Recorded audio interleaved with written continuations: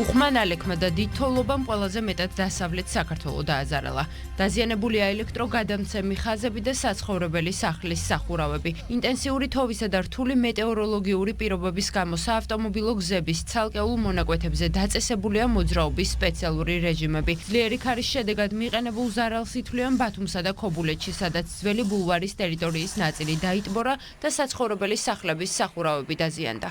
მრავალბინიან საცხოვრებელ სახლს გადახადა სრულად სახურავი, რომელიც ახლო დროს იქნება აღდგენილი. ამ ეტაპისთვის 12 სახურავის დაზიანებაზე არის შეფოვნება შემოსილი. გარკვეული შეზღუდვები გვაქვს როგორც ელექტროენერგიის მიწოდებასთან რამოდენიმე სოფლში, სადაც ენერგოპროჯორჯიას წარმომადგენლები აქტიურად მუშაობენ. შორბიდან გამომდინარე, ბათუმის ბულვარის პრომინადი დაიფარა ქვა-ღორღით. სხვადასხვა ლოკაციებზე აღინიშნება შეფერხებები, მაგრამ მნიშვნელოვან დაზიანებას ადგილი არ ქონია. უამინდობამ პრობლემები შექმნა ქუთაისისა და ხარაგაულის მუნიციპალიტეტებშიც. გადაუღებელი ნალექის გამო ქალაქის ქუჩებში ტრანსპორტის შეფერხებით მუშაობს. დიდთოვლობის შედეგებთან გამკლავებას კი შესაბამისი სამსახურები ინტენსიურ რეჟიმში აგრძელებენ.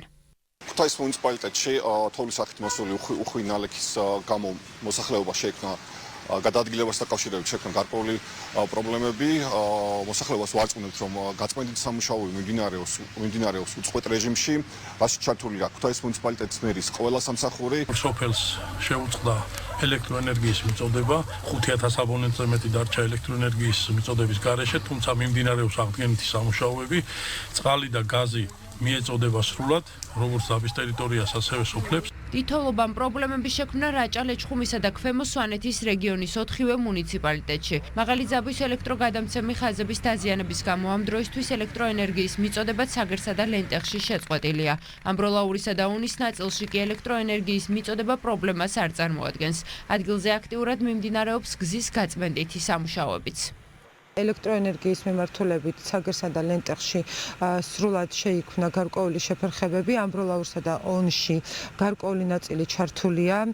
უამინდობამ დასავლეთ საქართველოში ელექტროგადამცემი ხაზები დააზიანა. ელექტროენერგიას შეფერხებით მიეწოდება იმერეთის და სამეგრელოს სოფლების უმეტესობას. აბონენტებისთვის ელექტროენერგიის უმოკლეს დროში აღსადგენად სამუშაოები აქტიურ რეჟიმში მიმდინარეობს. დიდთოვლობის შედეგად გამოწვეული პრობლემების აღმოსაფხრელად შესაბამისი სამსახურები 24 საათიან რეჟიმში მუშაობას განაგრძობენ ზუგდიდის მუნიციპალიტეტშიც.